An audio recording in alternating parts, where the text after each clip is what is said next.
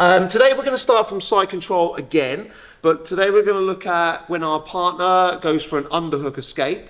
We're going to make a transition round to the back. We're going to look at a back take, and then we're going to look at some chokes from the back today, mainly using the lapel for those. So from the side control position, same place we started on Monday. If my partner starts bridging into me, turns his body to the side, starts shooting that underhook through. So there's a few things that we can do to counter this, but one of my favorite things to do is spin myself to the back. So I'm going to place this hand down over the top of this arm and just kind of like cut in on the armpit here. We're going to step up with this foot that's by the head, placing our hand onto the head just to push it down, and then basically we're going to just switch stances here. So we're going to go from one knee to the other knee. Here. As we do that, we're going to put all our weight through our partner's body, and we're going to switch the arm over to the far side, take this nice big back step. As we back step through, we're going to drop the chin down to the shoulder and then use our chest to push into my partner so I end up in this seatbelt grip on the back. Just come on just a little bit for me, Charlie. So once I've got this seatbelt, I'm going to bring this knee up to the head, leaning towards this side. I'm going to shoot this leg over, placing it just in front of his hips and belly. Staying in nice and low, staying nice and tight with the seatbelt grip. We're not going to go directly back and pull his weight onto us. We're going to go from head pressure across to the hips. So kind of like left arse cheek to right arse cheek. Swing ourselves across to the far side. We're still tight on that seatbelt. You see I've already got my leg cut across the body. We're just gonna, for now, place this foot on top for a nice bit of control on the underhook side. So again, my partner's gonna bridge in, he starts looking for the underhook. We're gonna place this pressure down, hand onto the head, step up with the foot, then we're gonna just switch. Knee drops, knee lifts. As we do that, this arm comes out and this arm goes into this space. Back step through. Chin comes down to the shoulder so that it's hard for him to now make his back flat to the floor. We're going to drive in, find the seatbelt. Bring the knee up behind the head, swing the leg in front of the hips, and then we're going to rock to the far side. Place your foot on top, underhook side, tight seatbelt, and then this is where we're going to work from today, okay? So let's look at this transition when our partner goes for the underhook to the back, then we'll look at some chokes. 1, 2, 3. Good. So just one thing I want to quickly discuss before we go into the chokes that we're going to do.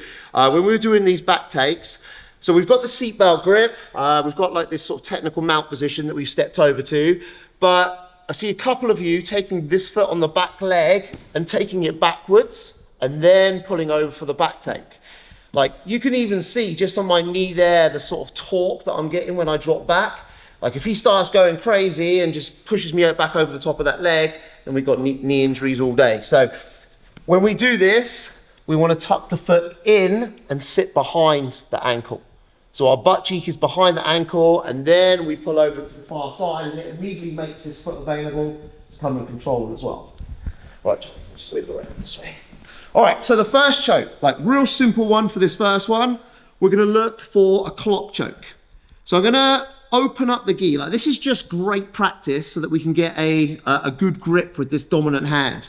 So I'm going to flip the gi open. Just here, flip it open, and it provides this like little gripping lapel here for me to grip. Rather than it being flat and me gripping it, quite easy for him to strip that grip.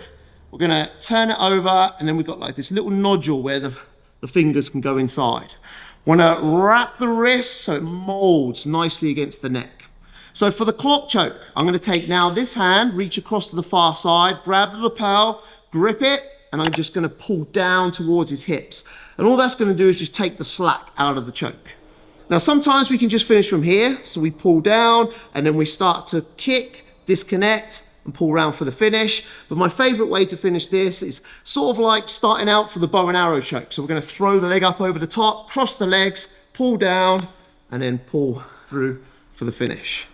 So again, we're going to flip the gi, dominant hand comes through, make the grip so it's nice and snug against the neck. Grip the far lapel, take all the slack out, throw the leg over the shoulder, cross the legs, and then we're just going to kick away, pull the arm through for the finish.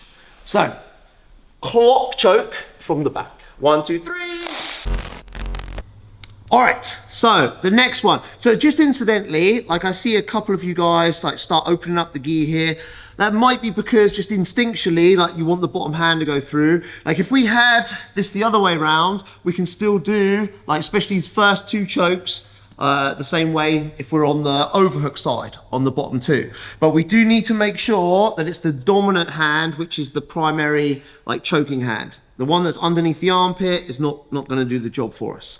So the next one is not too dissimilar. We're still gonna look to open up the gi, like that little flip of the gi, hand comes through, make it nice and tight. This time, we're gonna come down to the leg. So I'm either gonna grip the trousers, or if you can reach, hug the leg is even better. But sometimes, like if the leg's a little bit too far away, then we're not gonna go. If we can't get the leg at all, then we can start with the collar here, and as we kind of move around the body, we can hook underneath.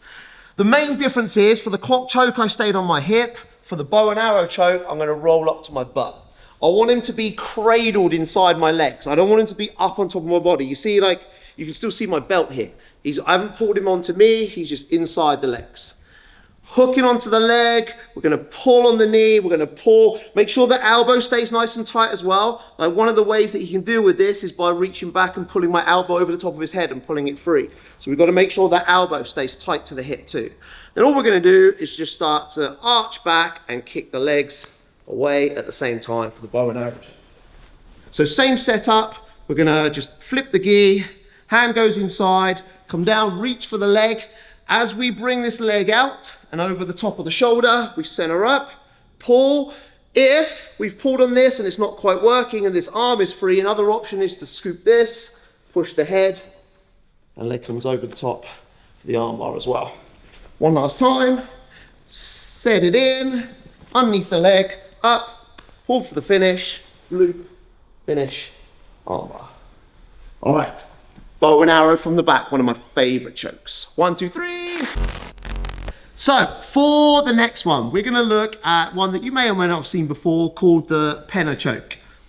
So for this one, we're going to choke with our own gi. So you can either, to stay in control, you can reach across and grab hold of the gi, or you can reach and just hold onto your partner's shoulder just while you kind of like set this up.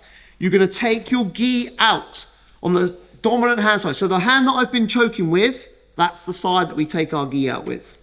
Then we're gonna put that over and we're gonna hand that off to this hand. Then this hand is gonna circle through and we're gonna come in just to get a grip on our arm. So we kind of like go to this, well, like we might be setting up an arm bar here. Make this grip. Then we're gonna throw this leg over the top. Place our other leg over the top, and then we're gonna start to, you good? Mm-hmm. We're gonna start to flare the knee at the same time as we kick and pull on the choke.